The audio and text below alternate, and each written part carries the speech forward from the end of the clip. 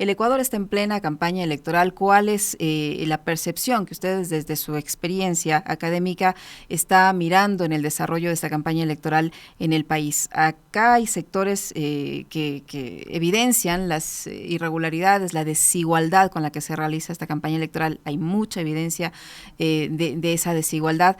¿Cómo mira usted o cómo evaluar este comportamiento electoral en el Ecuador? Buenos días, bienvenida. Encienda su micrófono, Sheila, por favor. Ahí está, Ahí le ahí está. escuchamos. ¿Qué tal, Liceña? Te decía buenos días para vos y para Alexis. Mira, a ver, lo primero es una escena como se está dando en muchos países de hiperpolarización. Entonces, lo primero que empezás a ver acá es que, bueno, las dos grandes fuerzas que hoy están disputando la escena electoral lo hacen un poco a costa de todas las terceras ofertas, ¿no? Digamos, o sea, lo ves en eso, ves en el modo en que se van disolviendo las ofertas de los candidatos que no son ni Luisa González ni Daniel Noboa. Entonces, lo que empezás a ver es que todo se ordena alrededor de esa hiperpolarización. En general, la Uh -huh. democracia es polarizante, pero en este caso estamos en una escena, digamos, realmente de gran intensidad y de gran preferencia que se ordena alrededor de estos dos candidatos.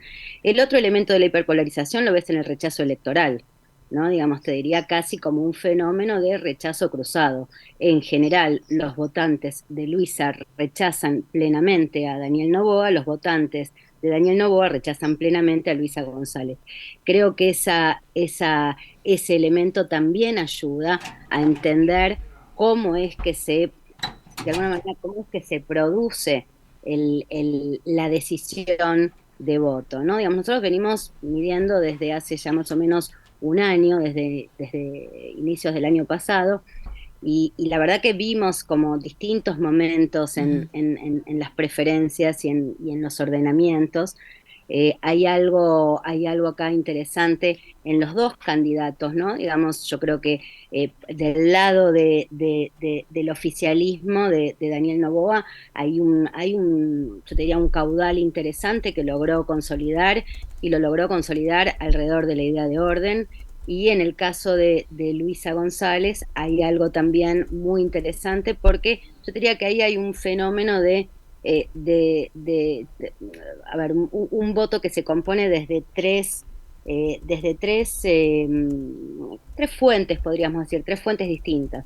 Por un lado, la fuente correísta, ¿no? Uh Digamos, de -huh. preferencia más identitaria, ideológica, digamos, donde a Luisa se le reconoce un valor muy importante en Ecuador, sobre todo en relación con la historia del Ecuador, que es la idea de lealtad. Pero además de eso, bueno, hay un elemento creo que es adicional que tiene que ver con su propia figura, con su propia, eh, bueno, viste, cuando los candidatos tienen algo propio, y por supuesto una tercera fuente que es el antinovoísmo, o el rechazo a Daniel Noboa, ¿no? Digamos, por esto que hablábamos del fenómeno hiperpolarizante. Entonces, creo que esto en primer lugar es el contorno uno de los primeros contornos de la escena. El segundo contorno, bueno, tiene que ver con la motivación de cambio o Uh -huh. continuidad, ¿no? Digamos, la motivación Y es ahí, ¿usted qué cambista. ve, Sheila? ¿La gente está más motivada al cambio o está motivada a que la situación continúe como está, tomando en cuenta la situación interna que vive este país, que no es nada sencilla ni nada fácil? Absolutamente, lo sabemos muy bien porque realizamos investigación cualitativa, además de investigación cuantitativa, así que tenemos mucha, te diría, muy, muy finito el panorama de opinión pública respecto de los malestares económicos y vinculados a la violencia. Ahí hay algo interesante, ¿no? Digamos que es que, digo, ya no es solo inseguridad, sino que el tópico de discusión es violencia. Pensá que yo lo estoy escuchando y analizando en relación también con otros países latinoamericanos. Pero me decías, la gente quiere cambio, la gente quiere continuidad. Vos sabés que esa pregunta, cambio, continuidad, es una pregunta muy importante cuando uno, o te dirías es un elemento que te ayuda a entender cómo puede ir la escena electoral, porque en definitiva es uno de los grandes ordenadores del voto. ¿no? Digamos, que las cosas sigan, que sigan con algunas mejoras, o que las cosas cambien plenamente o cambien conservando algunos aciertos.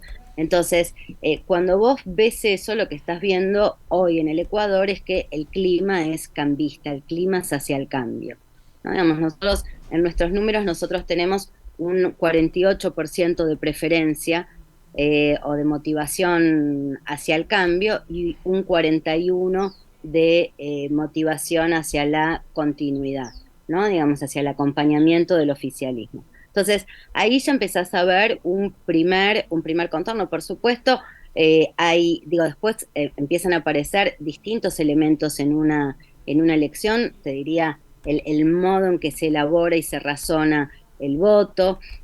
Vos sabés que nosotros hace un tiempo indagábamos algo que indagamos no solo en Ecuador, sino en otros países, cuánto cree que va a haber campaña sucia, cuánto creen que circulan las mentiras en una campaña.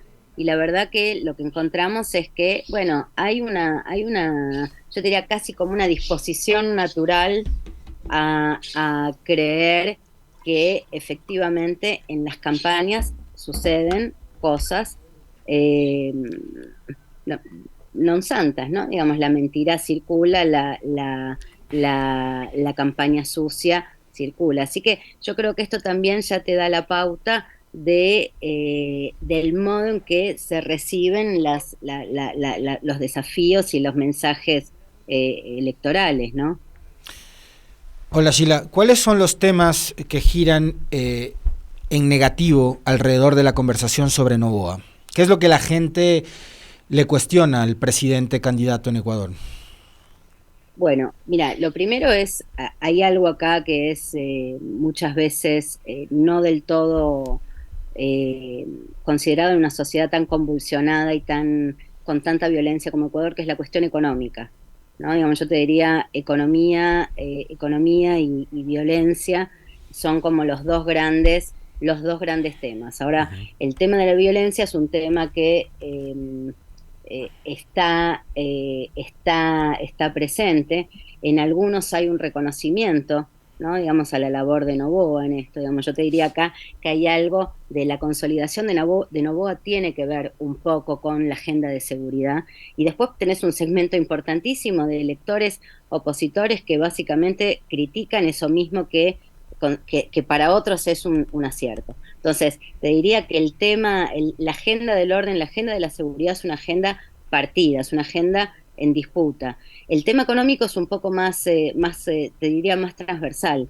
El problema de la falta del empleo es uno de los elementos que nosotros vimos con mayor recurrencia y, por supuesto, el tema de los apagones. Creo que en el último tiempo, por lo menos en las mediciones evolutivas que nosotros venimos teniendo, significó yo diría como un cambio en la tendencia.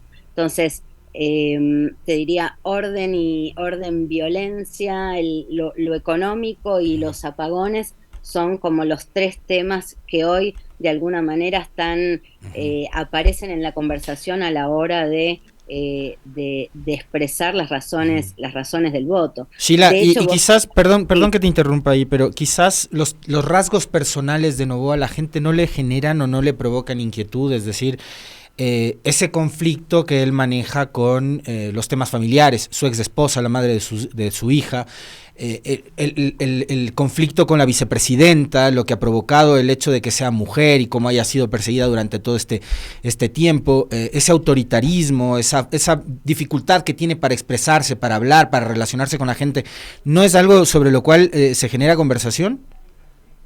Sí, por supuesto, la personalidad de Noboa es una personalidad que despierta conversación, ¿no? Digamos, sobre todo esta cosa de las salidas, pero yo te diría que no, por lo menos en lo que nosotros venimos viendo, no terminan de ser como, viste, el elemento que vos decís, con esto se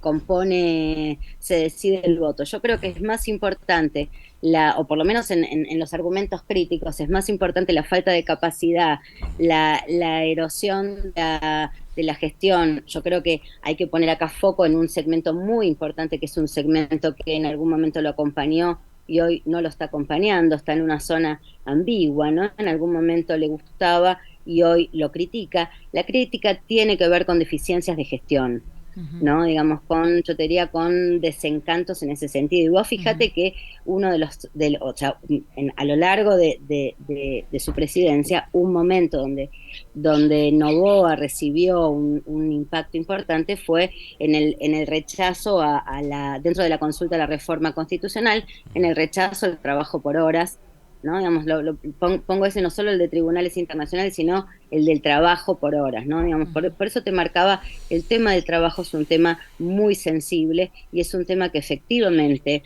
ordena el voto. O sea, más, te diría, más que los rasgos de personalidad, porque acá lo que estamos tratando de ver, o lo que uno de alguna manera analiza, es no el segmento por ahí antinovoísta, duro, o correísta muy firme, que ciertamente tiene un rechazo grande por Noboa, sino personas que en algún momento Noboa le pareció aceptable, digerible, y hoy ya no. Y ese ya no tiene que ver con un impacto, te diría, en la cosa personal, con una percepción sobre el país antes que rasgos centrados en su figura.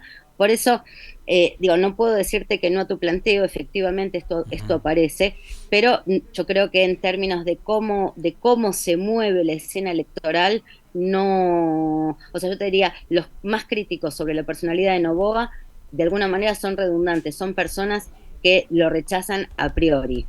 Sheila, para ir cerrando, usted decía que hay un 48% que aspira a que la situación cambie, que es superior al 41% que considera que la situación debe continuar como está, que también es un porcentaje bastante importante.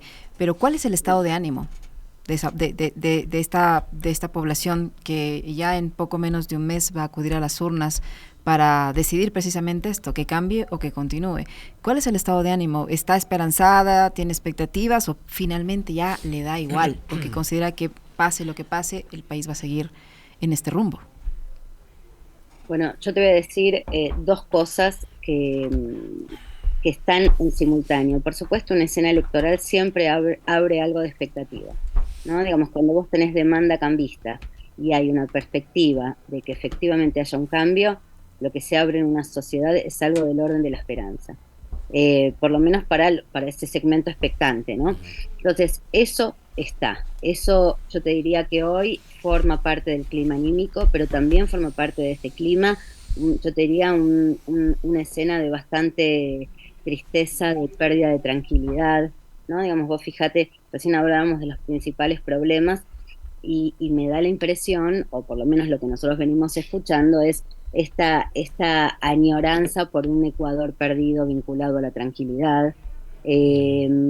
Entonces, yo te diría, hay algo de bronca, hay algo de tristeza, hay algo de añoranza. O sea, yo te diría, dominan los sentimientos negativos hoy en el contexto actual como caracterización del clima anímico presente, bueno, con algo que siempre sucede cuando hay una escena electoral, que es, bueno, cierta esperanza de cara al futuro, ¿no?